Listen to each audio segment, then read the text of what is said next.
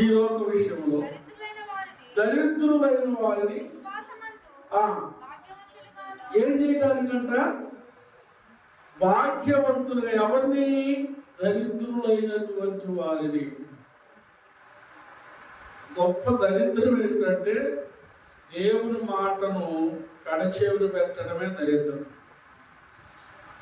ఏదేను తోటలో అవ్వమ్మ ఏం చేసింది? ఆ తోటలో దేవుని మాటలను కడచెవిని పెట్టి దారిద్ర్యాన్ని కొనిదించుకుంది.